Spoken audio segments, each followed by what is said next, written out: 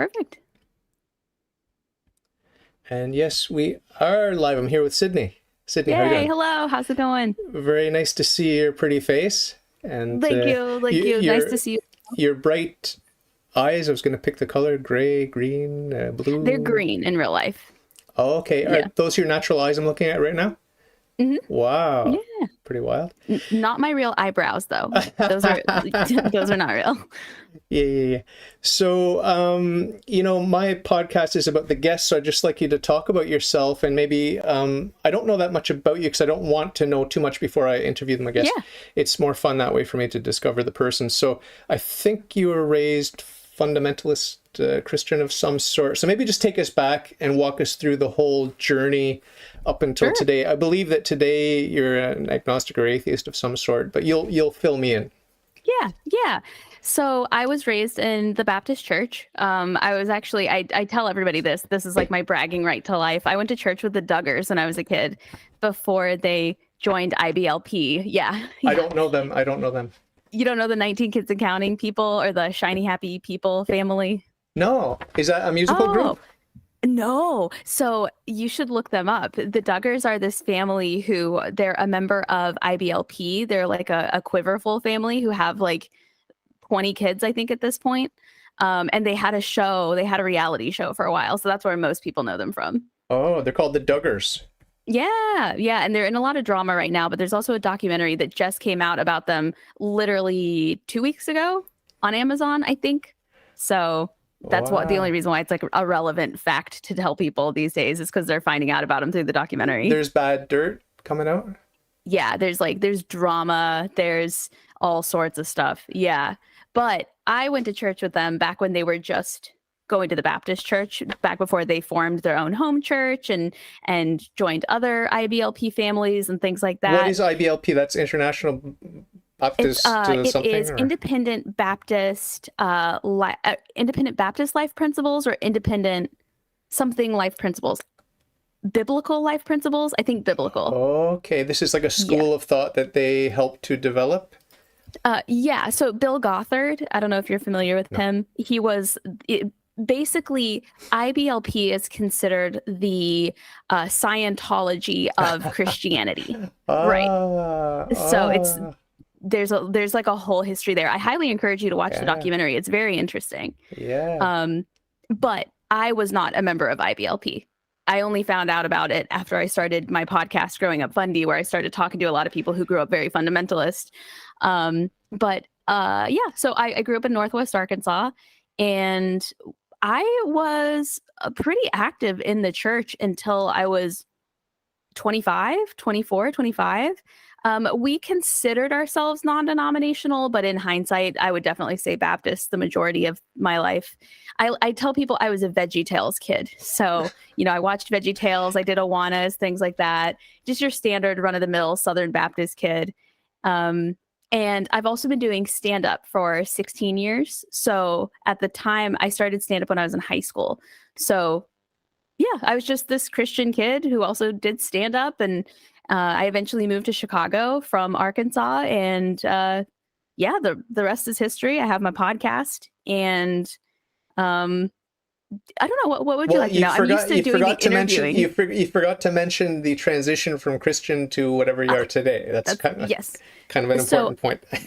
that is very. I'm sorry. I'm used to doing the interviewing. I'm not used to answering questions, so this is unique for me.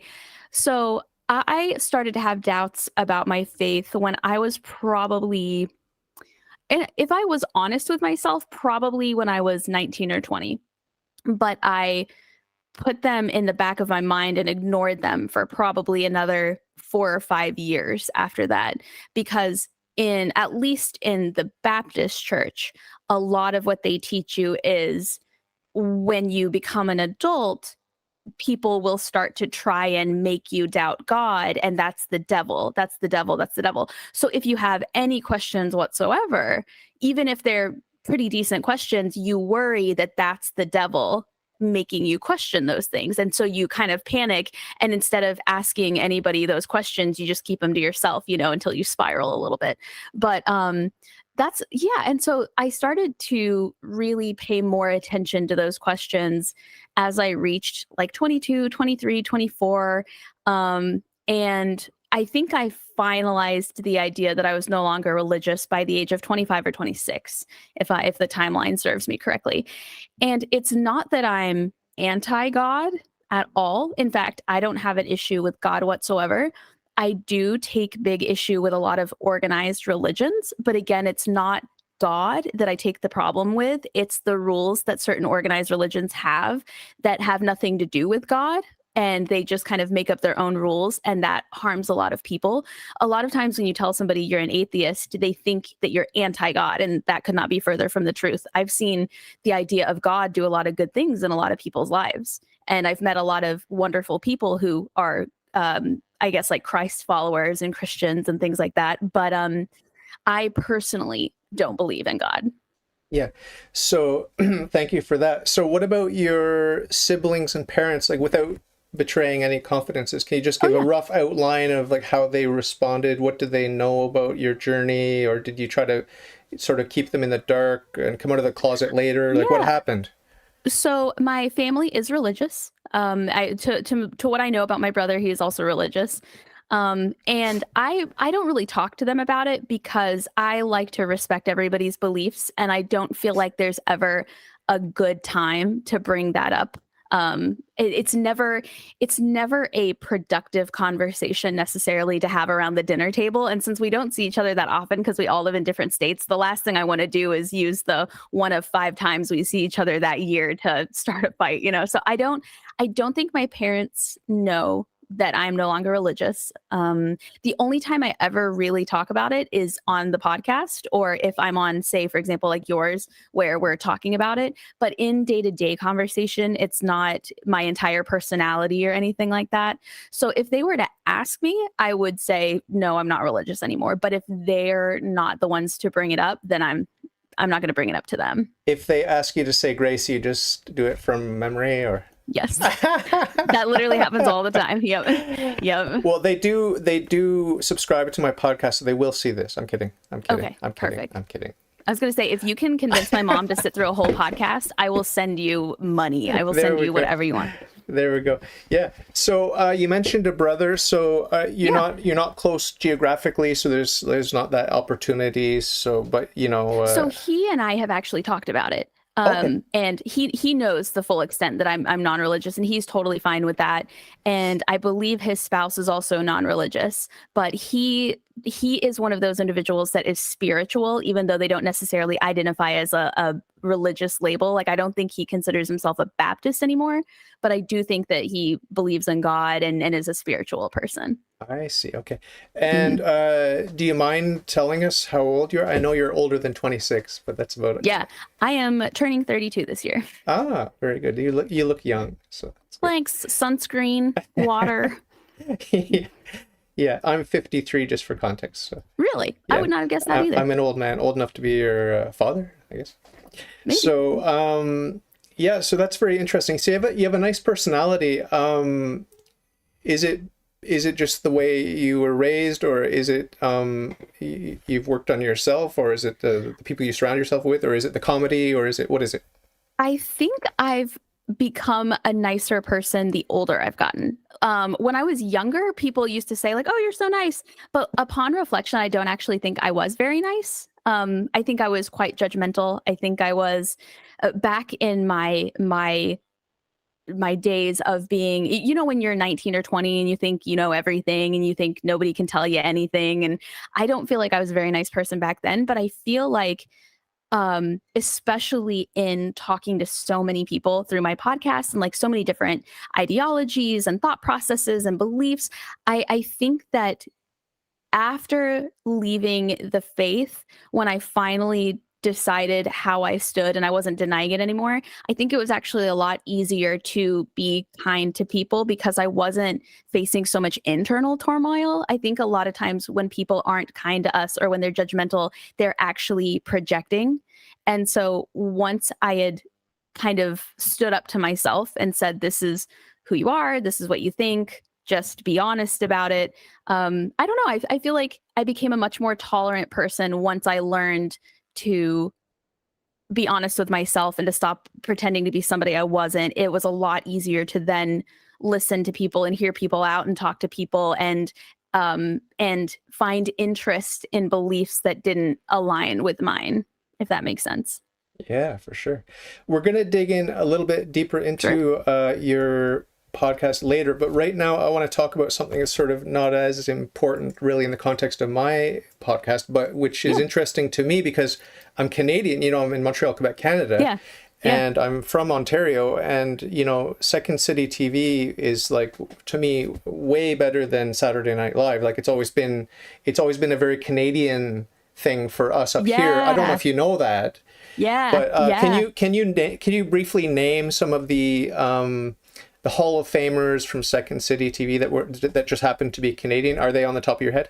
Have you got the list? Let's see. Mike Myers, right? The little guy. Who else? There's Canadian comedians. This was like the one thing I didn't. I can Google it. I can Google it right now. Yeah, I was gonna say I know there's a lot of Canadian comedians. I know there's a lot of them. Like And most of the Second funniest City, people right? that we think of come from Canada. Yeah, but Second City, is it my imagination, or was Second City more so than Saturday Night Live? Is it because of the geography of Chicago? Is that why? So I think it's because there's a Toronto location and a Chicago location. Yeah. So they can, like, I almost moved to the Toronto location at one point. But I think it's just an easy transition to go from the Toronto to the Chicago or vice versa. And that's where that feeder comes from. I see. Okay. I didn't realize that. Okay. I didn't realize that. So there probably is a list. It's probably going to take me because I can't multitask, so it's going to take me too long. Here, I can look it up too. Yeah. And you'll know the big names probably better than I would. Yeah. 1 second. Let's see here. Oh, Dan Aykroyd. Yep, Dan Aykroyd's Canadian. I believe John Candy was also Canadian, wasn't he? Yeah, he was definitely Canadian. I wasn't sure if he did he's there in the list. Yeah, I've got Joe Flaherty, he was hilarious. Mm-hmm. Eugene Levy, Andrea Martin, Rick Moranis, he was hilarious. I didn't know Rick Moranis was Canadian. Yeah, have you never seen the Hosers, like Bob and Doug McKenzie? Have you seen those shows? No. Oh, you have to watch. You have to watch that. Catherine O'Hara, she's hilarious. Dave Thomas. Yep. Wow, there's a Martin lot Short. of Canadians. There's way more than I thought. Gilda Radner. Wow. Yep. Wow. Yeah. Like it was some of the funniest people. And did you know Will Shatner is also Canadian? The Star Trek guy? Yeah. I found that out like 2 nights ago. I just happened to Google it because I was going to guess that he was from like Illinois because he just has very Midwestern American vibes. But no, straight up Canadian. I had no idea. And of course, you knew about, not that it's Second City, but you knew about the famous guy, pet detective, Jim Carrey. Oh, yes. Yeah. Oh, yeah. Of course, everyone knows he's Canadian. Everyone knows he's Canadian, right? Okay. Yeah. He's like super Canadian. And he's one of the biggest stars in comedy. So in Chicago, is there like a Hall of Fame? Have you got big names that I would know, household names that went through Second City that made their start in Second City, big names that are American? Oh, yeah. I'm trying to think. It's actually easier to narrow down who didn't come from Second City. Like Will Ferrell did not come from Second City. Okay. But Amy Poehler did. Tina Fey did. Oh, okay. Oh, yeah. The sketch duo. The guys who they had a sketch show on Comedy Central. Oh, I can't. Are they like a tall, skinny guy and a short, fat guy? Yeah. I'm just making this up, but I'm just trying to stimulate your imagination. Yeah, no, literally. One of them directs a lot of horror movies now. I like Key and Peele. Key and Peele went through Second City. Trying to think. Steve Carell is from Second City. Way. I love him. He like taught at the same training center where I taught. That's how I met his wife, I believe, if I remember correctly. Do you still teach there? Yeah, technically, virtually. Because I'm in Nashville now. I left when the pandemic hit. But I work at a theater here now, a comedy club here. You're a country singer now. Yes, exactly. Exactly. Back to my Arkansas roots. Yeah. So is there a style, like a teaching style and a comedic style that you can recognize when you see someone's sense of humor and you think there may be a Second City influence there? Is there something about, is it quirkier than SNL, or what is it? I would say, so Second City does long form improv. That's kind of their brand. And a lot of theaters do short form improv. So the difference is scenes, improvising entire scenes versus improvising like bits or Skits. jokes. Yeah. So if somebody's really good at long form improv, a lot of times that very much comes through their performance style. I personally taught stand-up there, and I did stand-up and storytelling there. Oh, okay. I took the improv classes, but we didn't really mingle a lot, the improv and the stand-up people. But there is a very Second City style of performing long form improv that's very recognizable. If you meet somebody and you see them do improv, you're like, that looks familiar. It's kind of like it's like a brand almost. It's like when you know somebody's from your town or your state or something like that. You're like, that's cool. Are you? I think you're one of us. Are you one of? I think you are. That's cool. You know, I actually taught improv at a Mennonite center here. Yeah, it was like, I'm not Mennonite, but it was just, there was a free space, like a sort of gymnasium in the basement with the piano and all this sort of thing. Yeah. And so my friend got me into improv, and then he said, hey, why don't we run a little session, you know? And it was a lot of fun, because what I like about improv, it's not like I'm funny, but what I like about improv is the spontaneity, the creativity, and the fact that it's not rehearsed. You know, I don't really have a great memory. I'm not really good at delivering lines and these sorts of things. But if you can be spontaneous and just have a theme to run with, and to use your own creativity on the fly, it can be scary, but it's fun. I think you've obviously tried it quite a bit, right? Yeah. I like the challenge because, like you said, it's very much think on your feet, come up with what you're going to say in the moment. You can handle, I feel like when you have that kind of background, you can handle unexpected things popping up, and it's good for all areas of your life. I've personally found it's not just if you want to do improv, it's great for that. I think it's good in a professional setting. I think it's good in a social setting. It's just skills that are never a bad thing to have. They can only benefit you. Yeah, well, the guy that taught us, like my friend and I, he was from a pretty famous place out in the western part of Canada called the Great Moose Theatre Company or something like that. I can't remember what it was. But in any case, he drilled in, he really drilled in a lot of exercises and different sort of skill sets with these games that you would play to warm up. And the one that sticks out in my memory most is the yes, let's, like it's always yes, like everything going with it. So that's something that really stands out. Yeah, that really stands out. And I do notice when I see people improvising, when they fail to do that, it is awkward. It's not good. It breaks it. It does. It really breaks that magic. And also, if you do it more often in real life, it works out a lot. You know, like there was that Jim Carrey movie, Yes Man, or whatever, where he had to say yes to everything. Yeah, I don't mean to that extreme, but I have found that if I am more likely to at least try something or just go with it for a second, a lot of times things will turn out a lot different than when your knee-jerk reaction is to be like, no, I don't want to. I'm not interested. Yeah. Absolutely. So that's interesting. So during your interviews, when you're interviewing people, first of all, how many interviews have you done? Like how many guests have you interviewed roughly? I think I did 103 episodes so far. And maybe 10 of those did not have a guest. Maybe closer to like 6 or 8 of those. So close to 100 people. Wow. No, well, you've had a couple of repeat people. Right. I've had a couple people back on once or twice. Yeah. So close to 100. I would say 90 guests at this point. It's pretty good. 80 or 90. Yeah. And did you ever surprise yourself in terms of what was coming out of your mouth, or? Yeah. Oh, yeah. Oh, yeah. Totally. Totally. For sure. That's one of the things I love about talking to people is that I try to never, I do a lot of research on each one of my guests just Okay. because I'm very curious about them.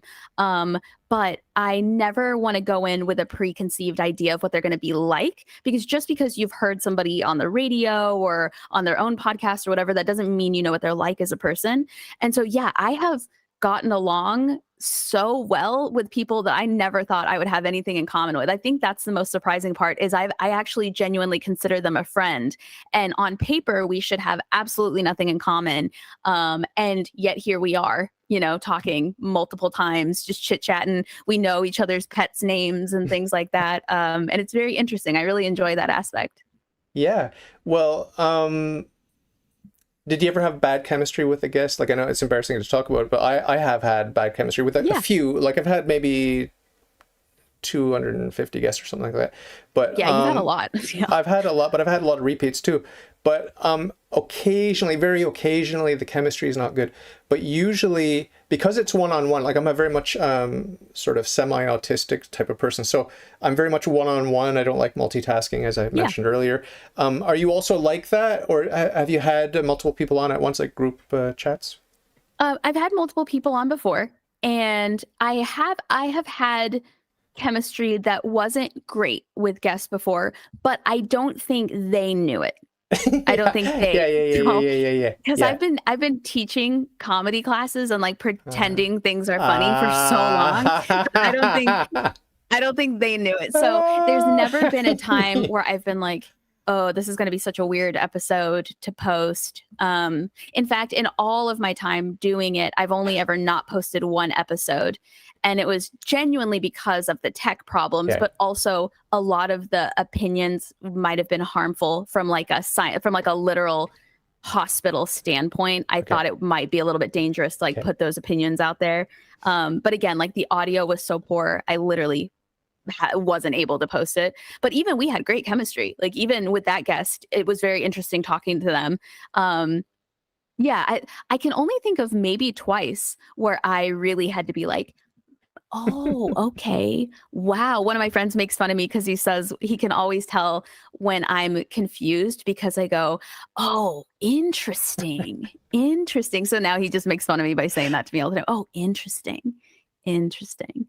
You're good. You're good at what I find about you is that you're mindful of the two-way conversation, and that you seem to put a complete thought together, and it's not overbearing. What I found with a couple of my guests, and I'm not going to mention any names, but with a couple of my guests, I asked them to talk about their past and their faith journey, and they literally went on for half an hour without a break, and I found that a little bit strange. In a couple of the cases, I knew the backstory. I understood why. Okay, I understand why this person needs to get off their chest, in sort of like almost like a therapeutic thing, like it's just flowing out. And then in other cases, I just don't understand. I don't know the backstory, and I don't know why this person isn't more interactive, like with picking up visual cues or whatever. So people aren't always good at communicating, and you're sort of like a professional, right? You're a professional communicator in a way, right? Is that safe to say? Yeah. Oh, yeah. I actually do like debate coaching and public speaking and stuff like that. But I will tell you this also. One of the things I've done for, I think since 2017 is I've taught storytelling, and I teach adults. So I've never had like a kids class or anything. My students are almost always older than me. But one thing that I've noticed is on a platform like yours and mine, a lot of times we are the first person to speak to these people and allow them uninterrupted opportunities to tell their story. And a lot of people have never had that before, ever. They've never had somebody be like, 10 minutes, go. Tell me what's up. Tell me your story. We don't doubt them. We don't call them out. We don't question. We don't say like, are you sure? Because that sounds, we just let them go. And with some people who have maybe shared their story a few times, they know how to kind of pause or say things like, questions so far? Anything, let me know. Other people, they feel like that's the last time they're ever going to get that opportunity. So they just go because in whatever context they've tried to tell their story before, they've tried to speak, they've constantly been interrupted or dismissed or trying to open up about something, and the people around them aren't on the same emotional level as them, so they don't really know how to handle it, so they just don't talk about it anymore. And so I think that's why you and I get so many people who can talk for 2.5 hours straight if you let them, because it's not a disrespect for you as the host. It's more of I'm finally getting a chance to speak, and this person's not gonna question my story. They might ask me questions about it, but they're not going to doubt me or make me feel strange or make me feel like I am talking out of turn. And that might be a big reason why you have that experience. Yeah, absolutely. Thanks for sharing that. And, as you were speaking, I was listening, but I was also thinking about a certain guests who have the opposite sort of tendency, which is they'll give a one-word answer, Yes. and it's like I have to try to draw them out of their shell. Have you had guests like that? I have. I would say for me, those are the harder ones. Those are the ones where you're like, hey, how's it going? And they're like, great. And you're like, great. Tell me about yourself. I don't know. What do you want me to say? That's when I'm like, okay, there's going to be a lot of editing involved in this one. Totally fine. But everyone's different. What I often think about, I'm just sort of using this opportunity as speaking with you to sort of reflect on my 6 years or whatever it's been, 7 years of doing this. And, I often think about that idea of chemistry and how pleasant some conversations are and how the time flies. And then I pause and I think, well, this is a very unique setup. Like, I'm in the comfort of my own home. I know it's going to be like between 40 minutes and 2 hours or whatever. Yes. And it's sort of like well contained. And we know roughly the sort of topics that we're going to talk about. So it's sort of like a safe space. And so it makes me think like, okay, so this was wonderful, but I wonder if I was this person's roommate or brother, would we really get along? It's another thing. And I also think to extend the question to you just a little bit further, when I see people on television, movie stars, politicians, and I have good chemistry with them, and I think, oh, I admire this person, whatever. And then I think, but would they be a good roommate or a brother? So it's not necessarily going to map one-to-one, right? Have you thought about that? Yeah. I think just like dating or anything else, I think there are people that are meant to be surface contacts, and there are people that are meant to be really good friends. And being somebody's surface acquaintance is not a bad thing. But at the same time, if you know that about yourself, there's not the pressure to be anything more than that. There's not, you're not pretending to want to be their roommate or anything like that. And also, I personally feel like in terms of roommates, I've almost gotten along better with roommates that I didn't have anything in common with, because we weren't competing in any way. We weren't, there was nothing. Yeah. So it's like, say for example, if I were rooming with another podcaster, it might be a little weird because like maybe I'm busier than them or they're busier than me, or they want to interview somebody who I don't necessarily, have, I don't know, like good opinions of for whatever reason, or maybe they creatively, theirs isn't doing as well. So that becomes like a point of contention, or vice versa.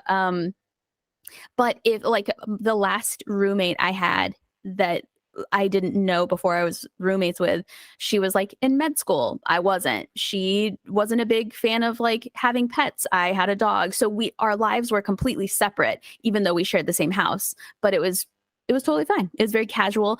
We wouldn't necessarily call each other friends. I didn't go out with her on her birthday. She didn't go out with me on my birthday or anything like that. But if I saw her on the street, I'd be like, oh, hey, there she is. Great. How's it going? I wish nothing but the best for her. We're still connected on Facebook, but at no point was like I trying to get her to meet my mom or anything like that. Right. Are you primarily like, how do you see yourself now? Like, I mean, you're, like you said, you've sort of come into yourself. as Yeah. you age and whatever. And I don't want to pigeonhole you or anyone else, or myself included. I don't want to pigeonhole anyone, but if you could just sort of give me your impression of yourself, like, are you primarily a comedian, storyteller, that kind of thing? Or how would you sort of give a rough idea of how you see yourself in that way in terms of Yeah. professionally and your gift, like the gift that you have? Yeah, that's a great question. If you had asked me a year ago, I would have said, I'm a comedian or a storyteller to the death. That's my whole thing. I'll have side hustles going on, side projects or whatever.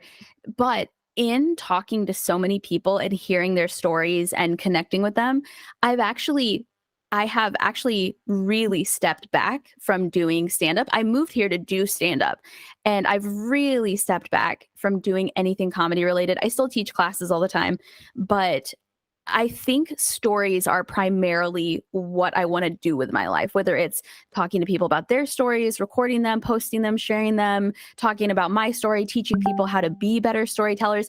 I think half of the battle with storytelling is you can't call yourself a good storyteller until you're also a good listener. So I think there's a big importance there in when you're teaching people how to tell their story, there's also a way to teach them how to listen to other people's as well. So I definitely think that if I had to guess, even though I know the last 5 years for anybody has just been, who knows, like, well, let's just see what happens. I think that this medium and this platform will be the majority of my future if I had it my way. But at the same time, I'm always open to new things just popping up out of nowhere and going with those. But if I had to guess, I think podcasting, especially in this vein, religion, the absence of whatever we're talking about, I think that will probably be my primary focus for the next long time. Pretty cool. Yeah. It's exciting. It's like you've stumbled upon something that just feels right, and Yeah. it matches a lot of your aptitudes. Totally. It makes you feel, 'cause, comedy is fun, but I've never felt like I changed anybody's life doing comedy, like in any way. Like if I stopped doing comedy, the world would not notice. But I do feel like I've had conversations with people and asked people questions about themselves that they had never thought about and they have since thought about, and has changed the way that they think about certain things, whether it was making them more religious, leaning them away from religion. I never ever try to push people in any direction, but a lot of times you can ask people questions that all it took was somebody asking them the right question for them to kind of learn things about themselves. And so that feels good. It feels good to hear from people, I loved that episode you did with so and so. That was such a good question. I've been thinking about that too, blah, blah, blah. To me, that feels so much more important than doing a stand-up show, even though those are fun and they pay the bills. Yeah. It feels more important, I think. Yeah, well, just so you know, and if you've watched a few of my podcasts, maybe you figured it out already anyway, but just for you and the listeners, I don't have many listeners, by the way, but thank you for taking the time to come and talk to little old me. Yeah. But, the thing about the pursuit of the transcendentals, the good, the beautiful, the true, usually we speak in terms of, in the context of philosophy and faith, we talk in terms of finding the truth. Sure. And, my sincere belief, and I think it comes across, I hope it comes across in my podcast, is that just helping people to have clarity and to question their own assumptions, even if they're a devout Christian. I want you to have you examined? Are you taking this on blind faith? Because that's not good. Yes. You mentioned doubt when you were 19, 20, whatever. Doubt is essential. Doubt is absolutely essential. It's essential to the believer. It's absolutely essential. And if you don't have doubt, then you are exercising some sort of fanatical religiosity, which is devoid of faith, because your faith has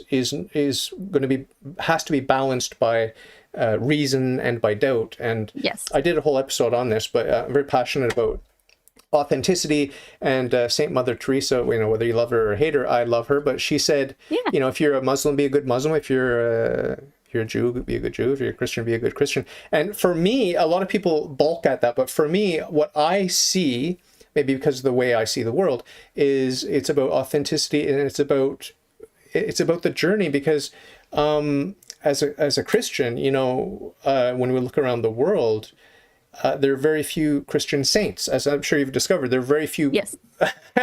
men and women who are heroic in their virtue and upright and honest and good and virtuous and all these Yes. sorts of things. They're very, very few. Okay. And I'm not one. Like I'm just striving for that, and so, on paper at least.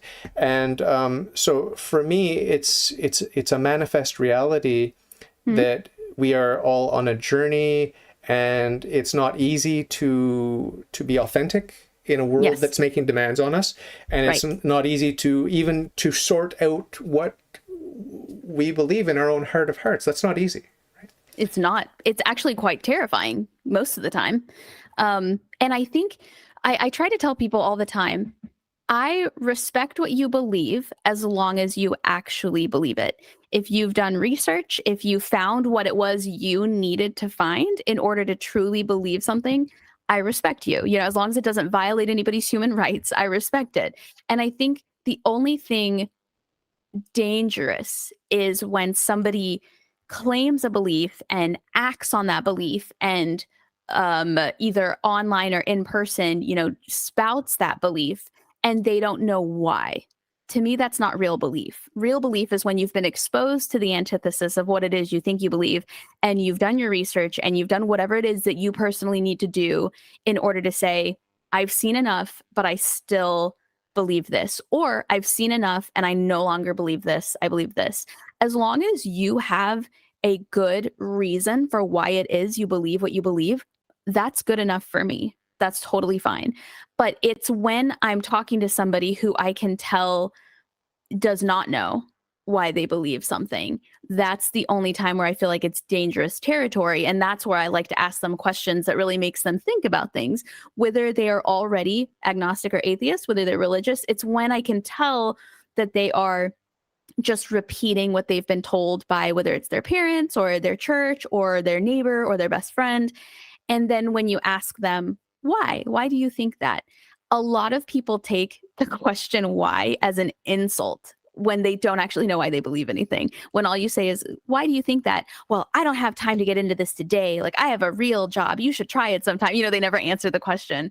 I think that comes from admitting that you don't know everything to some people is a sign of ignorance, when I actually think that's somebody I can trust. If I ask you a question, say about your faith, and you're like, that's a great question. I don't know. I need to look into that.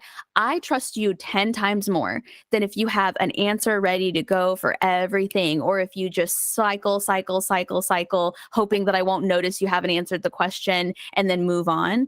I'm so much more likely to believe people who don't actually know, or they have doubts, or they have questions, or when they say, this is what I believe, and you're like, well, what about these infamous people that also claim the same thing? They're like, yeah, I hate that they align themselves with us as well. Anybody who has the ability to have a conversation and not take the conversation as an attack is somebody that I can get along with. Absolutely. Well, there's a key word, that's been sort of floating around in my head as we've been discussing this sort of, it's sort of like a psychological issue really at heart. But the word is hypocrisy. And when I think about Jesus, whether or not you believe in the story, whatever, it doesn't matter. Yeah. But, the story in the Bible is, in the New Testament, is that Jesus was calling out not the tax collectors and the prostitutes, although he did call them to repentance, but he wasn't calling out their hypocrisy. He was calling out the hypocrisy of the religious of his day, and the zealous of his day, and the Pharisaical Pharisees. And, with the poor, lowly sinners, he called them to, righteousness and virtue and these sorts of things. And the ones who wanted to follow him followed him, and they changed their ways, or strove to, with the grace of God. And those who didn't, they didn't. That's up to each individual. You want to follow Christ or not, it's up to you.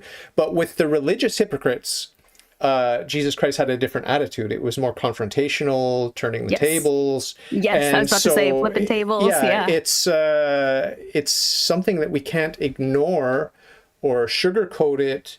There's a reason. There's a reason for it. And that's what we've been talking about when it comes to authenticity.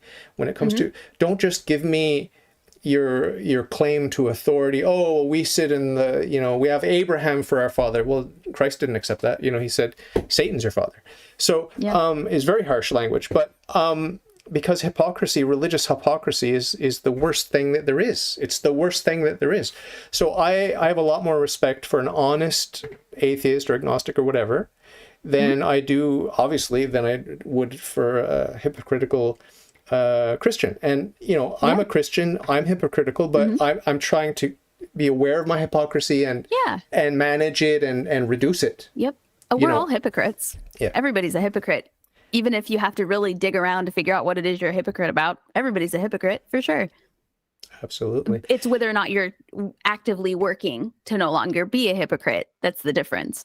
Like, it's just like Christians and sin, they say everybody's a sinner. You're born a sinner, but there's a big difference between a person who is actively trying to unlearn those sins and learn how to be a better person versus the person who, well, I'm already a sinner, so just going to keep being that way, I guess, Yeah. And I do want to say this as well. I'm not a religious person. I identify as an atheist, but I believe people when they say they feel God, they talk to God, they've seen God. I love to ask my religious guests when in their life they've seen God, because the answer is always very different. But I believe them. I believe you when you say that you are, like, if you say something about spirituality, if you say something about belief, if you say something about like feeling the love of Christ, the love of God, I believe you. I 100% believe that is your experience.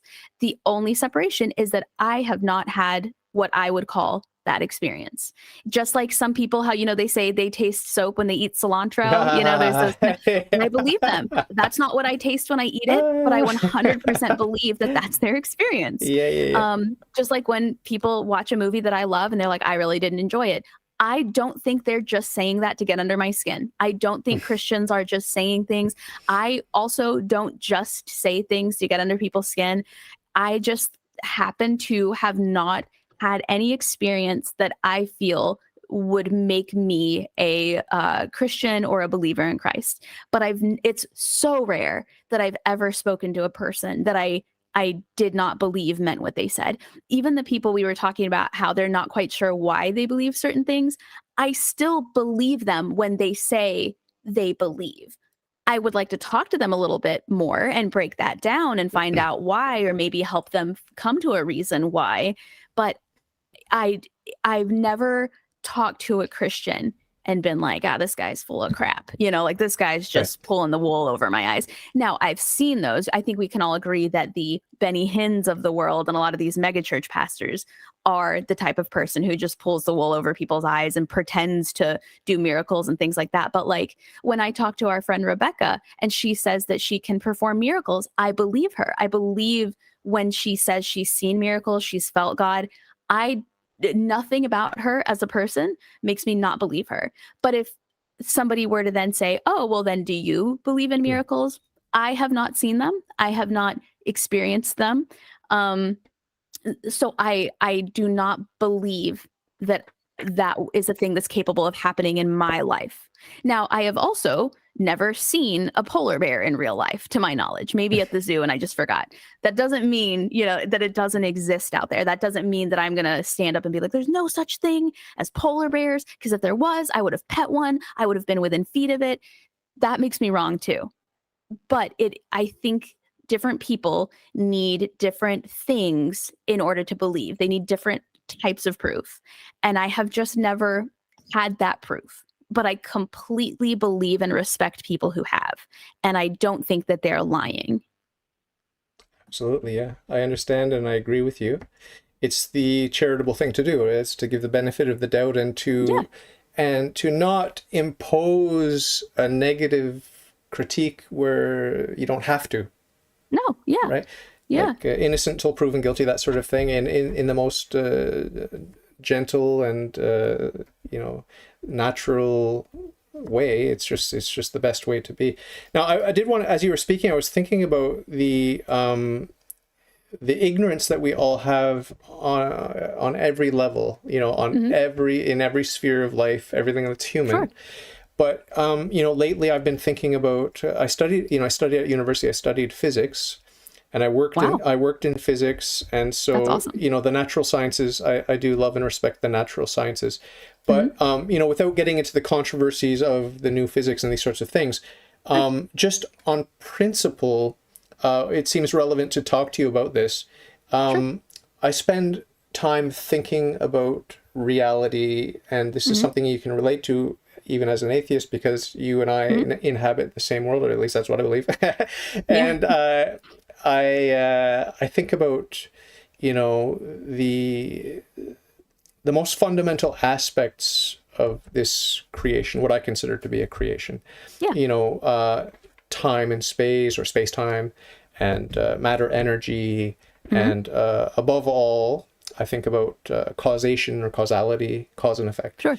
And so, as you were speaking, about it's okay not to know everything and just be honest and whatever. It's like I am currently sort of trying to figure out what exactly my worldview is with respect to cause and effect and configurations of matter, energy, and space-time. And because there's some patchy, fuzzy areas where it's like, well, I know on principle that I reject this idea that's floating around, and I really want to cling to this set of ideas over here, but how do they work together? And then there's this whole area over there I haven't even thought about. Sure. And so, like, I've got to gather some data and see, and I've got bias and prejudice. Like, I don't want to go towards that area, and I do want to go towards this area, but I'm also fair-minded enough with myself to say, well, I'll just follow the truth where it leads me, even though even if I don't want to. And just as an example, like I was reading last night, I started a new book about physics and metaphysics, and he was speaking. This is a Catholic philosopher and scientist, and he was speaking very highly of the Copenhagen interpretation of quantum mechanics, and I've always rejected it, and I don't want to embrace it, but I respect this guy, and he's Catholic, and I'm thinking, well, do I have to give it another look? And so all of this to say that there are many areas of our lives where we have interest, but it's patchy and it's fuzzy, and that's okay, but and we don't all have the time and the luxury to go ahead and sort that all out and come to a firm set of conclusions. And it is a luxury, and it's kind of embarrassing. It's a luxury. It's embarrassing being a Western man and having all this drinkable water at the faucet and all these sorts of things. It's embarrassing to think about it, but I do have the luxury, and I do think about these things. So I just wanted you to respond to that. So are you asking what I think, like where I think everything came from? No. Just I gave you an example about how I've got a patchy understanding of physical reality, as most people do. I mean, you don't have a clear understanding of quantum physics either, right? So, but just the idea of saying, okay, well, I'm going to roll up my sleeves and I'm going to attack this vague area. And it might be, your relationship with your parents, or it might be, it could be anything. It could be anything.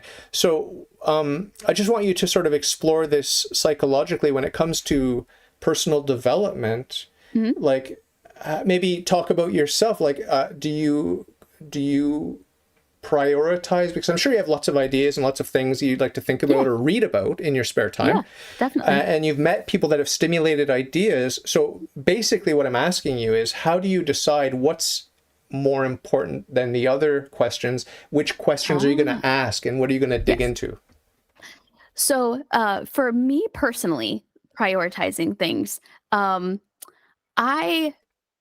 was always like an ADHD kid. And one of the ways that it manifests in my life is that I form an obsession for a while with something.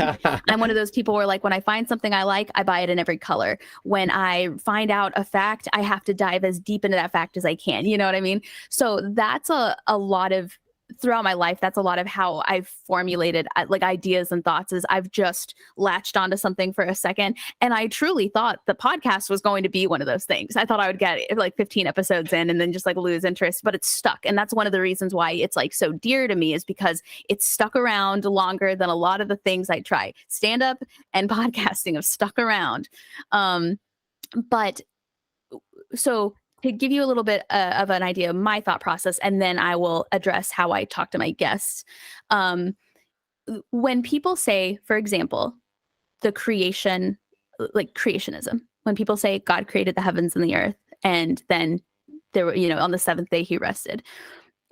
The way that I look at ideas like that is I was a debater for many years, both novice and professional. I've been a professional debater for a very long time. And so evidence is huge. Evidence is huge for me. Evidence is huge. And also, in my mind, when I'm talking to somebody, silence is compliance, usually. So if I ask a question and they address everything but that question, safe to assume they agree with me because they didn't disagree with me, if that makes sense. That's a lot of how I roll my life in terms of people I associate with. Somebody says something racist and this person doesn't say anything against that. I can assume that because they remain silent in that moment, they're either compliant with that thing that was said, or it's not high enough up on their totem pole to care about it, and that doesn't gel with me, right? So I'm like, okay, I know that I don't want to spend a lot more time with that person because they were silent in the time they should have spoken. So that's a lot of how I think. And when I think about something like creationism, in my mind, it's like you walk into the living room and there is a beautiful clay piece of artwork there. And somebody says, who made this? Who made this? Who made this beautiful piece of artwork? I didn't see it. You didn't see it. None of us saw it. Who made this brilliant piece of artwork? Half the room is saying, there's no cameras, nobody caught it on film, nobody caught it on sound. We don't know who created this artwork. And the other half of the room is saying, there's no video, there's no audio, there's no evidence. We have no idea who created this. Sydney, I think your dad did it. And it's like, well, I feel like there's a lot of steps. Like there's a lot of other options other than saying my dad did it. Like, don't get me wrong, there's no evidence to suggest that my dad didn't do it, right? There's no evidence whatsoever to the antithesis or the pro of the idea that my dad did it. But in my mind, I'm not going to jump to the idea of God simply because there are so many different other things that I would like to look into before just deciding that the only two answers are nobody did it, God did it. Like we don't know who built this sculpture and put it in the living room. Therefore, I'm pretty sure Sydney's dad did it. And it's like, well, hold on. I want to make sure that I know what I'm talking about. Now, if somebody stands there and they're like, I truly believe that your dad made this. Like I 100% with my heart and my soul. I think he did this. I think he did a wonderful job. And his beautiful artwork has inspired me to make beautiful artwork.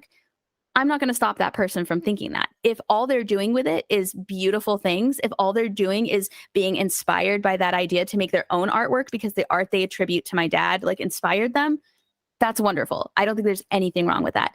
Just like if somebody said, this is artwork your dad made, and if anybody touches this artwork, I'm going to hurt them. And if you don't like this artwork, I'm going to hurt you. Just like that's bad, right? Nobody likes a religious extremist, just like nobody likes an atheist extremist on both sides. And then on that other side of the room, there's the people going, I don't know. I don't think Sydney's dad made it. We don't have any evidence, but let's look into it. And then there's the group that's saying, not only did her dad not make it, but F you for thinking he did. And you're the worst. Do you see what I'm saying? So to me, it's not, being an atheist is not, I don't think God gets credit for anything. Bye. See ya. It's more like, that is, to me, that is a very, the debater and the researcher in me thinks that is just too far of a leap for me to personally believe in right now. I need to explore. I need to do research. I need to read what I can.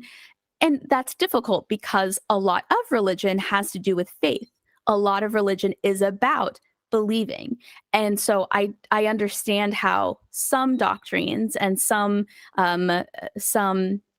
denominations might want you to believe without research. Some might encourage you to research. There's different, not all Christians are the same, but it is difficult to want to dive deeper into an idea system that is so deeply founded on the idea that you don't necessarily need proof, like earthly proof. So that's kind of where I stand there. It's not that I think Christians are bad or that they're lying or that God's not real or that he didn't do anything. It's more like I have not seen what I need to see in order for that to be my belief system. Now, when you say that you have, I believe you. I entirely believe you. I believe that's your experience. I believe you've seen what you need to see. I believe what you believe. I believe you've felt God, however that is to you, whatever that translates as to you. So when I'm talking to my guests, one, I like to do my research because I like to ask them questions that are in the vein of what they believe. And I like to ask them questions that are like the antithesis of what they believe, because I'm a very nosy person and I just like having a good conversation. So most of the time, I let them bring up the topics and then I ask them questions based on what they bring up. Because while some of my guests are YouTubers and content creators and people who are used to having a conversation like this, a lot of them are just randoms off the street who have never been interviewed before and may never be interviewed again. So the last thing I want to do is like, gotcha, I'm going to throw a curveball at you. But when people make absolute statements, for example, when they say, I always this, or God always that, or God never this, I will ask them a question about that. I'll say, never? Really? Like not even once? And non-sarcastically, I'm genuinely like, you've never once had that? Most of the time people will say, actually, that was hyperbolic. Yeah, I've had a couple instances, where maybe I can doubt this or that. But I feel like when you base your life on research and facts and looking for them, if somebody asked me once, they were like, well, what if you ended up seeing everything you needed to see to believe in God?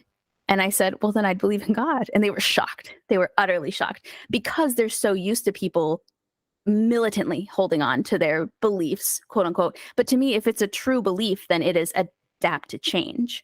If it is something you truly believe, and then you see evidence to suggest that maybe that isn't all there is, somebody who really wants to believe will pursue that and say, whoa, what is this? Hold on a second. Am I running my life based on something that might be different? Let me double check and make sure I'm running my life on what I actually think, versus people who I would say don't actually believe, even though they think they do. They say, la, la, la, la, la, you can't change my mind. And those people exist as non-believers and as believers. So I like to just approach life from the perspective of, it could be God. I personally don't think that it was, but there's a lot of steps in between those two things I would like to explore.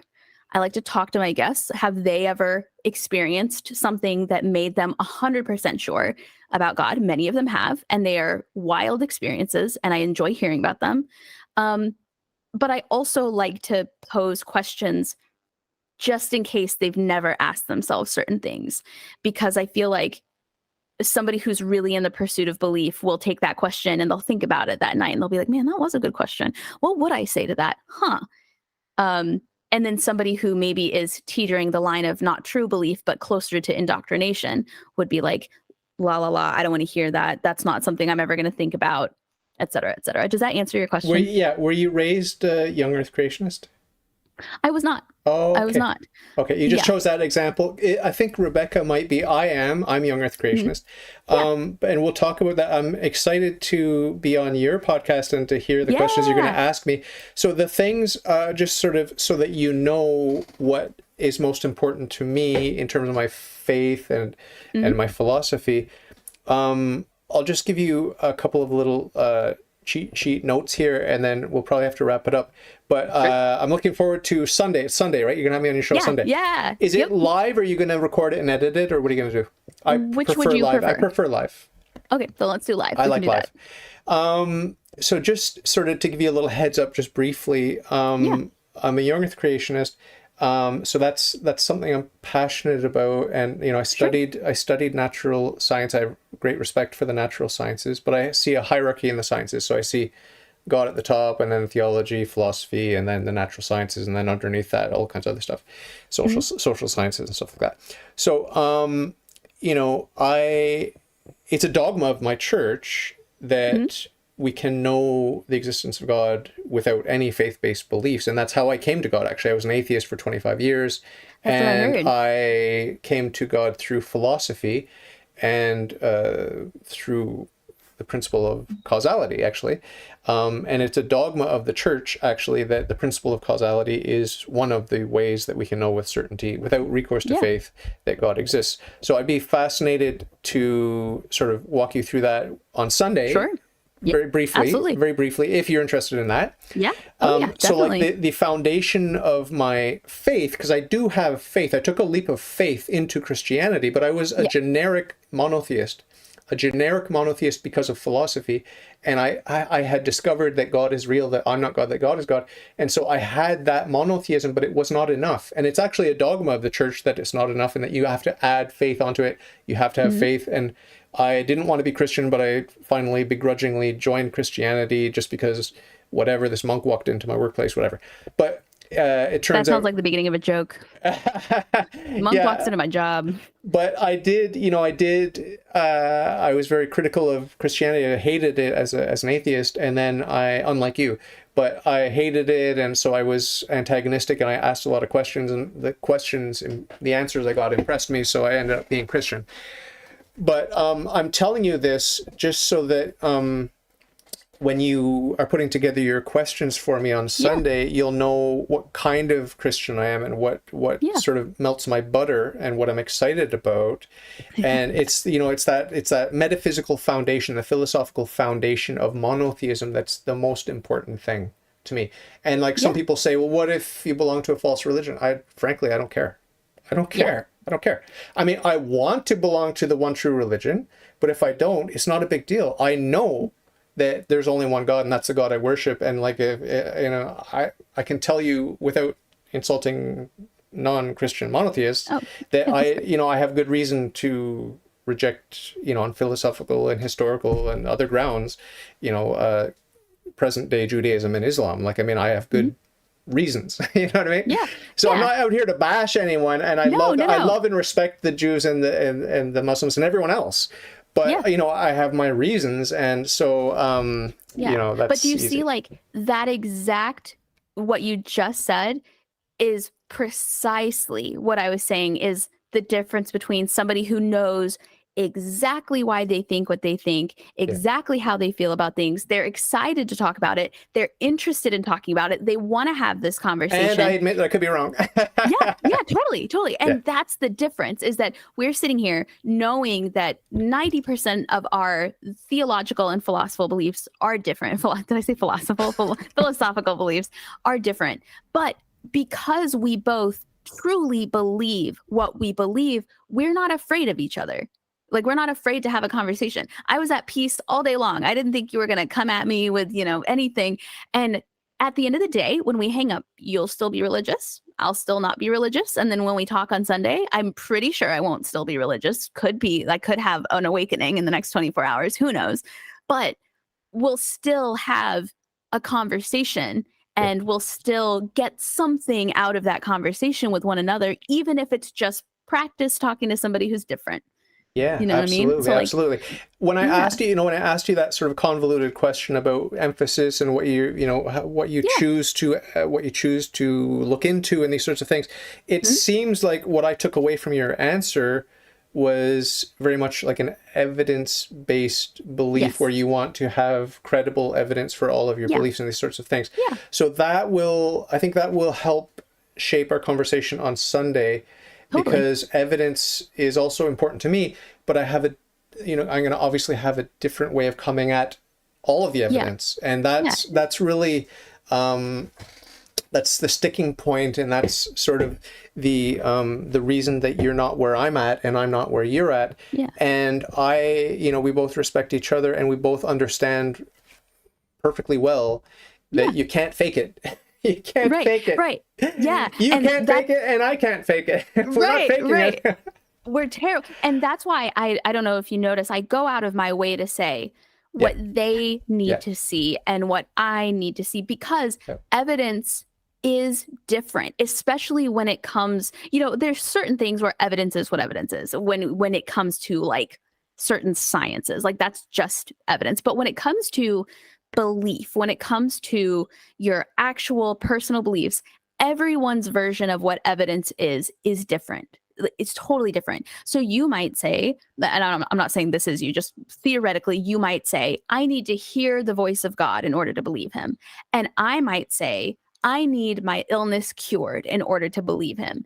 Neither one of us are necessarily wrong in wanting those things, right? But one of us might have a much easier time finding what it is that we need to believe than the other, if that makes sense. Yeah. I mean, I appreciate your example, but I disagree with the example because there's so many Christians who lost their faith because their expectations weren't met in terms of prayer. Like, I think that is one of the most tragic things where, I speak with an ex-Christian and I ask them why they lost their faith. And it's like, well, I kept praying for this and I didn't get it. Well, I think, I'm sorry to say, but I think they missed the point of religion. I'm sorry to say that, but that's how I feel. They missed the point. But do you see how even their version of evidence is different? Yeah. Doesn't make it real evidence. But like, if you were to ask them what evidence of God is, that person specifically would say, meeting all my prayers. I wouldn't even say that. Even at my most devout Christian, I wouldn't say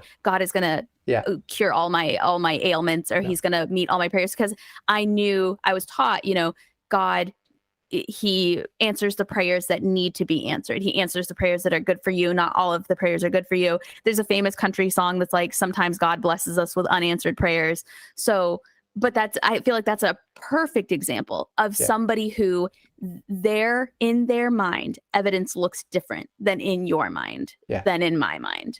Absolutely. And it reminds me of human, relationships. Like, I could think about an abused wife and the husband's a complete creep and everyone sees it except for the abused wife. Or maybe she sees it, but she rationalizes it or whatever. And it's like, that's what it's like when, people with different worldviews, whatever it is, they want, I think most people want what's best for themselves and for others. I think that's, that's what love is. And I think, if you see someone that's in an abusive relationship, I think your heart goes out to them, and you might even be tempted to give them unsolicited advice. And certainly if they ask you for advice, so I think that we want what's best for people that are suffering. And, like the analogy I use with religion, it's like on the Titanic, like I just wanted the people to stop dancing and drinking and to get on the life rafts and to Too sort of soon. Too soon. Oh, sorry. I forgot about that recent thing that happened. But I've always used the Titanic. This is my. You can go back and listen to my old episodes. I've always used the Titanic as an example because people, they read the brochure. The brochure said it's not going to sink. So when it was sinking, they just didn't believe it. It's like, So our hearts go out to those who don't see what we see. But as Jesus said, like, you're busy pointing out the speck in someone's eye and you've got a log in your own eye. So it's the pride that we can have, certainly as Christians, we can have this pride where we want to look at the speck in the other person's eye, and we should take care of our own hypocrisy first. So but at the same time, I'm just letting you know that that it's a painful ordeal, it's a painful struggle living in this world, even if we forget about worldviews and religion, and if we just think about personal relationships. It's really, really complicated. It's really, really messy, and there are people suffering, and we see it, and we suffer with them. Right. So it's not easy, and we have to, we have to be patient. We have to be gentle, and I think your approach is very good. And I hope, I hope I have the same approach with my guests. I think I do. Occasionally, I get a little bit snippy or whatever. You know what I mean? But we're human. We're only human. Yeah, exactly. We're all hypocrites. We're all human. We're all just trying to do better at being people. And some of us just take a different approach. Some of us seek guidance in different places. Absolutely, yeah. I just briefly, I wanted to grab your whatever information to put on your description of your video here, this interview that I'm doing with you. And so I went onto your YouTube and I saw Aaron Ra was there. You had interviewed Aaron Ra. He's one of my all-time favorite guests. I really love him. I think he's like a sweet guy, very generous. I think he's very, very wrong about metaphysics and philosophy and, whatever. Yeah, we all have our strengths and weaknesses, whatever. But he's a very warm and generous man. And he was so he was so kind to me, and I just like him. Like I can't help it. I just like him. Yeah. And a lot of my, friends that I met on the podcast, they don't think too highly of him because they see him as aggressive and antagonistic and whatever. But it's just another example. He's just impassioned. Yeah. I think he's just impassioned, but because he's a giant dude, it looks like aggression. Yeah. Yeah, I think he's just very passionate about what he talks about and what he believes. And he just happens to be too big for that passion to come across as anything other than aggression. No, I felt his warmth. I felt his love, and just it's like he really touched me. He really touched me, and so it's a beautiful thing. It's a beautiful thing meeting the guests, and like just to meet you. I had no idea who you are or what you're all about. And to discover that you're so sweet and kind and nice, and it's just it's really nice. It's really nice to know that there are people out there that are like-minded, because we're kind of like-minded in a lot of ways, right? Yeah, totally. And that's the thing is, at the end of the day, we both want what's best for human beings. We both want human beings to find happiness and peace and love and joy. Our opinions on where they find that is just different. That's all, Yeah. Like at the center, we're pretty much the same. Well, it's going to be fun chatting with you on Sunday. You sent me the link, so is there anything else I need to know? Is there anything special about it, or is it just kind of like this, what we do, just chatting? It's just like this. Anything that you bring up, I go with. Anything that you mention, I'll ask you. I might ask you questions about it or for elaboration. And then a lot of times I'll think of, say, for example, you say something about being a young earth creationist, and I think of something that I hear people say against that. I might ask you, what do you say when people say this? Nice. But no surprises, no gotchas, no, I don't plan on debating you. If you want to debate, we can do that. But that wasn't in the cards originally. Yeah, no. But yeah, no, it's super cash, just having a conversation, just chilling and laughing and joking about the absence of God or the presence of God. And that's pretty much it. But okay, so before we wrap up, thank you for that. But before we wrap up, like, since I have you here and I'm interviewing you, and I could ask you anything I want to ask. Yeah, go for it. What like I've often asked people just in my regular life, like, let's say there's a joke that's told and they laugh and they think it's funny.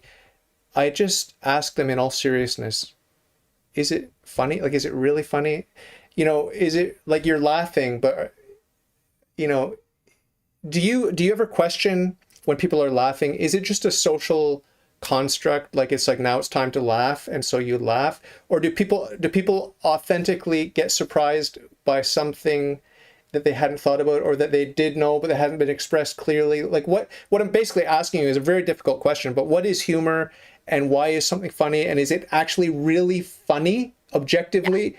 Or is it just that it tickled me because I was having a hard time articulating this observation and this guy nailed it, the guy or girl nailed it?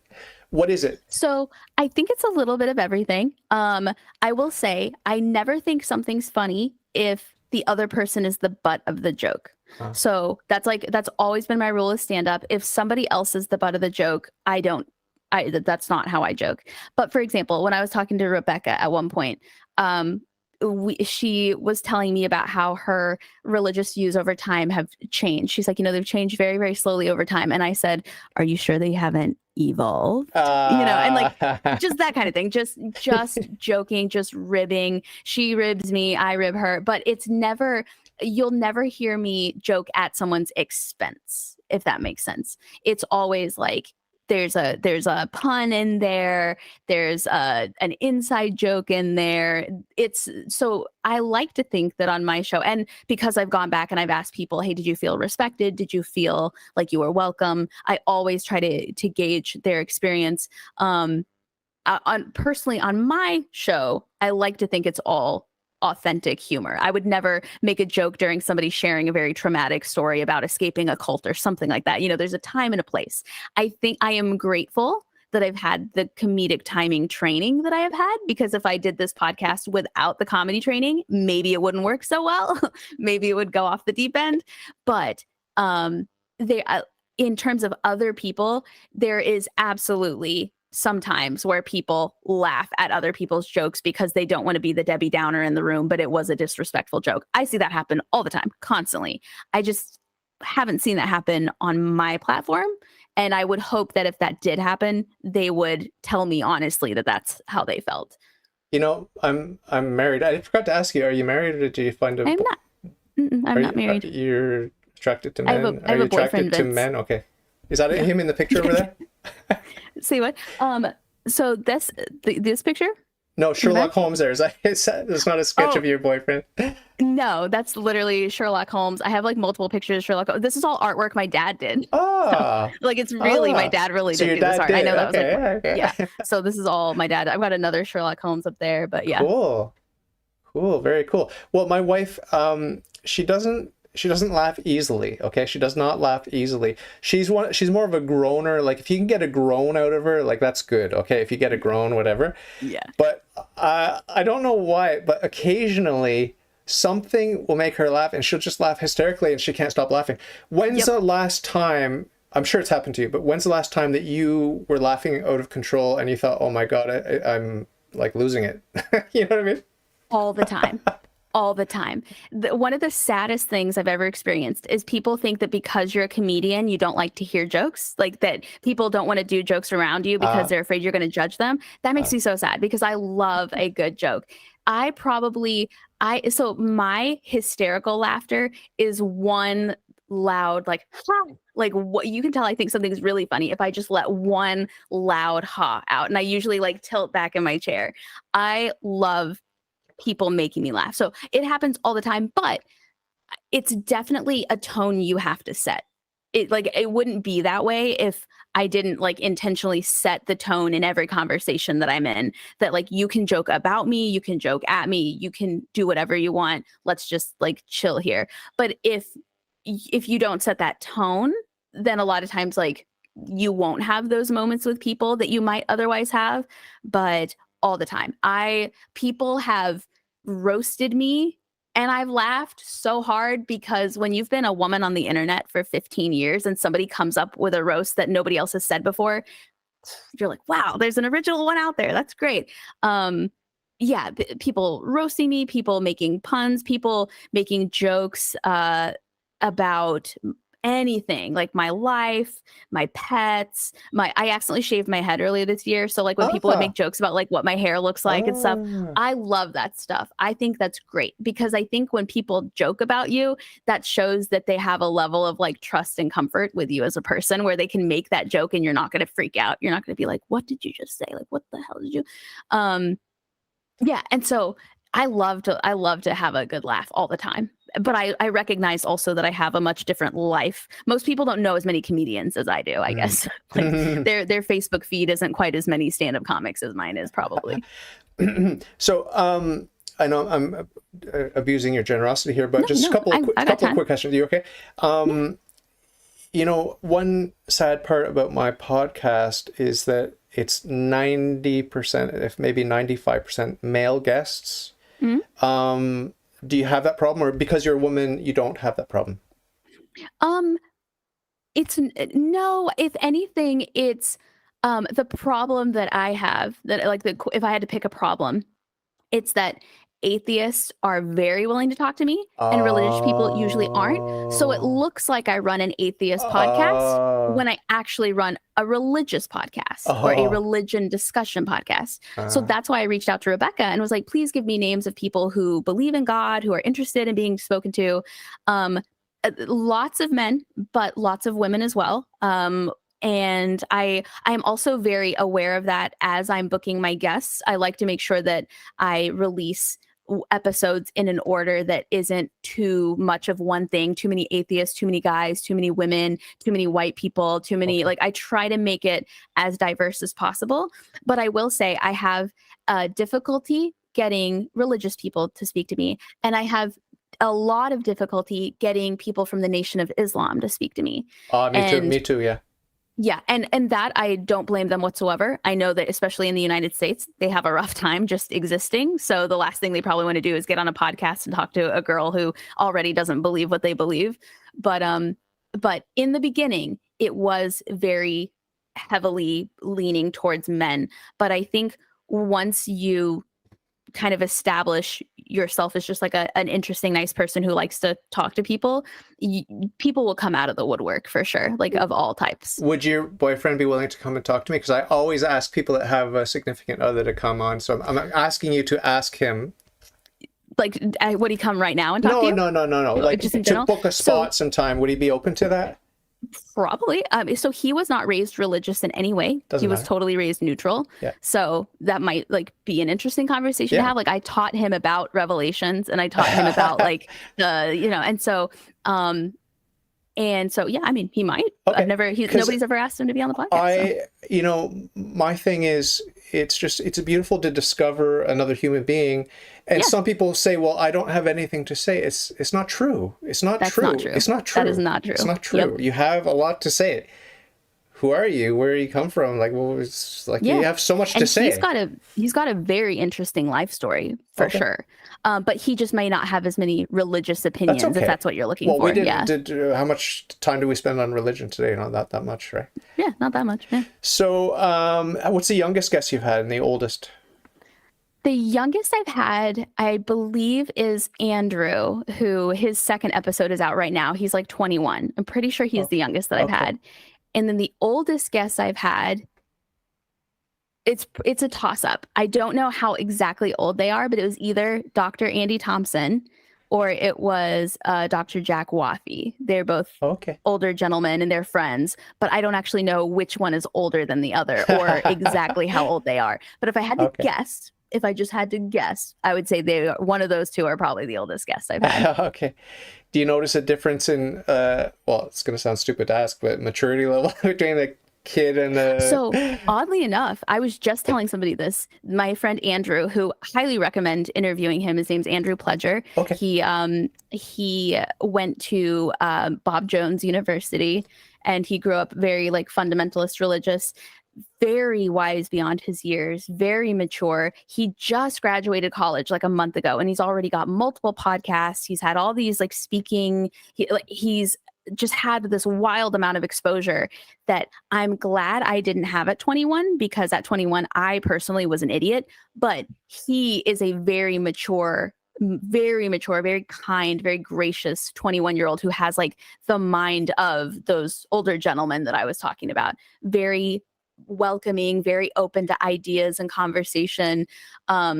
So I'm trying to think of who's like the most immature guest I probably ever had. I'm probably the most immature person to be honest, like on all of my episodes, just because I like to make jokes and stuff. But everybody's very respectful. I can tell there's been people who were very hesitant when they first met me because they weren't quite sure what to expect. But then once, we got to talking and chit-chatting, especially on the non-live ones, the ones that are pre-recorded and edited, they warm up pretty quick and they are very respectful. Have you asked family and friends to come on? Probably not family, but friends you asked? I have. No, I actually have. Some people, the majority of the people I'm related to have said, let me think about it and get back to you. I had my sister-in-law on, and that's probably the closest to related to me. My brother plans to be on. We literally just haven't scheduled the time because he's very busy, he's very successful and all that. And yeah, so I wouldn't hesitate to have him on, but like I've asked cousins to be on, I've asked relatives to be on, and they've all been interested, but I think it's one of those they want to kind of dab their toe in a little bit before jumping in, because a lot of people think what I do is very scary with like stand up and podcasting. A lot of like normal unhinged human beings think that that's an intimidating and scary thing to do. Yeah, it's funny. I should remember that when I ask random people on Twitter to come on my show, because I just like, hey, I'm inviting you. Why aren't you jumping on this? It's kind of presumptuous on my part. Like, why would someone want to talk to me about themselves? Like, I mean, it's presumptuous, right? But I just think, if it's like being at a party, it's like, hi, how are you? Like, tell me about yourself or whatever. That's how I view the podcast sort of thing. Like, I'm just cornering you at a party for an hour. You know what I mean? Yeah. Well, and I think also when you introduce a podcast, I think people just get a little bit suspicious. I think it goes back to that whole, is he gonna debate me? Is he gonna bait me into this conversation. Like, I don't know and that's why I like to do research, because I watched your channel and I was like, oh, it's gonna be fine. Like, Cash. you know, even if I had blindly walked into a debate, that would have been perfectly fine. Like, I would not have been scared. But there's a lot of people who that is their worst nightmare: public speaking, having to answer anything, even if they know exactly their answers for everything. Just being asked that, knowing they're on live or knowing they're on camera, just like freezes up and scares them to death. So I wouldn't be surprised if it's just the idea where for us, for you and me, it's like, oh yeah, we're just going to sit here and chit chat and, you know, shoot the breeze or whatever. For other people, that's their worst fear. That's nothing is scarier. This is an inappropriate question. Do you have a lot of guys hitting on you and online and stuff like that? Because you're a chick. When I only posted stand up, no, when I only posted stand up, people just like called me a fat bitch and stuff like that. Ever since I posted the podcast, in the very beginning, I had a lot of that. Like, oh my God, your eyes. But then I shaved my head and it all went away. The minute I didn't have long hair anymore, I got unsubbed. I got unfollowed. Are you serious? People were like, you looked so much better with long hair. What have you done? Please grow it back. But honestly, like, most of the stuff I get is pretty nice in comparison to when I was only doing comedy. It was just a bloodbath. It was just people, something about comedy just makes people just, I don't know, something about women on the internet. But since I've been doing this, oddly enough, people have been pretty awesome. They've been pretty nice. Cool. Final question, and this is Sure. something positive. So have you got like a top 3 dream like guest list, like who you'd really, really love, but you know you're never going to get this person on your podcast, but it would be so cool to get these 3 people on individually? So if you had asked me a year ago, yes. But I have found that most people say yes. If you have the audacity to reach out, most people say yes. Okay. Like they might ask for like a link to your podcast or whatever. Yeah. But when I first started this, I remember telling myself, I'm not going to fangirl over anyone. I'm just going to ask if they're interested, and I may never hear back from them, or I might. So like Aaron probably would have been on that list a year, but then like he was like, yeah, sure, of course, I'll be on your podcast. And I probably had 14 episodes at that point, maybe. Amazing. But yeah, no, most people that I've reached out to and been like, oh no, like what if they don't say it? They've been pretty cool about it. Cool. Or if they didn't outright say yes, they said, hey, like send my person, my secretary or whatever, the link, and I'd love to talk to you a little bit about it. And maybe they're booked in the future or something. But there's nobody that I feel too scared to reach out to. There's people who I would absolutely freak out if they responded, if they got my emails. But no, so far I've had a lot of really interesting conversations with people who I would not have assumed would have the time for me until I sent the email. Yeah, it's amazing that worst case scenario, they say no, but so far most of them haven't. It's amazing. Yeah, I just wonder like how broad the spectrum is in terms of motivation to come onto my little podcast, or I don't know how big yours is, but it's probably, you said you've been doing it for a few years now, or? So we are at 1.5 years, and we just reached like, I think 255,000 streams and 100 episodes, but it came out of nowhere. I was at 30,000 in January, but I guess something just happened in the last 6 months and it really blew up. So I'm excited about it, but I just wonder if some people want to, like, it's just they want to promote their book, or it's like sort of like not a great motivation, you know what I mean? It's kind of like just like, okay, I'll do this thing and whatever. And how many people are like, oh my God, finally I get to tell my story, or how many people it's just like, it could be fun. Like, I think that's a lot with a lot of people. It might be that just like, hey, why not? Like, it just, it could be fun to have a conversation, right? I think some of it is morbid curiosity. They're like, who is this person with 12 episodes who emailed me like this? What's this? Are they unhinged? Let's see. Let's find out. I think that was part of it. And now that I'm like, I've been to a couple events and stuff, and I'm trying to establish myself as like a person in this space, community, I guess. Now it's more if you just approach them with a good time, they're like, yeah, sure, whatever. Like I'll give you a copy of my book or whatever. Yeah, sure, why not? It's an hour. That's cool. And then we end up talking for a little bit longer than that. But yeah, I think it starts out as morbid curiosity because like it's just like the audacity. Who is this? And then also I get a lot of guests who are recommended by other people. So they have a friend who doesn't get along with other people very well at all. And that person is saying, hey, you need to talk to her. And they're like, you don't like anybody. And you like this. Okay, fine. I'll talk to her just to see what's going on here. But I think also, I don't know. I think the comedy aspect helps people because most of the responses I get, they're asking me about my signature and they're like, oh my God, you work for Second City? That's crazy. Okay, sure. Yeah, I'll be on your podcast. I think that's honestly the biggest lead in is that everything I have is not, Juris Doctor or whatever. It's like, oh, I do stand up. I do comedy. I think they know they're not going to have a terrible time, maybe. Yeah, absolutely. Yeah. That's a great question, though. I should poll people and be like, why are you here? What are you doing? Do you have, this is a sort of a stupid question, but do you have people that are kind of hounding you, like, can I come back on? Can I come back on? Or can I come on? Do you have people like that? So the weirdest part is the people who I assume are going to have the worst time are the ones that are like, I would love to come back. Yeah, it's so strange. The people who I'm like, they surely like this is not at all something that they are a part of. Like maybe they're on the complete opposite belief spectrum as me or something like that. Yeah, those are always the people that are like, hey, like I'd love to come back. And I have them on too, but it's always interesting. The people who on paper should not have a good time are the ones that really want to be on it again, which is interesting. Very cool. Well, it's so amazing meeting you, chatting with you, and I can't wait till Sunday to be on the other side of the podcast. Yeah, I'm excited to interview. At the beginning, I was almost a little bit thrown off because I forgot I wasn't asking you questions during this. I was like, oh, wait, he's asking me.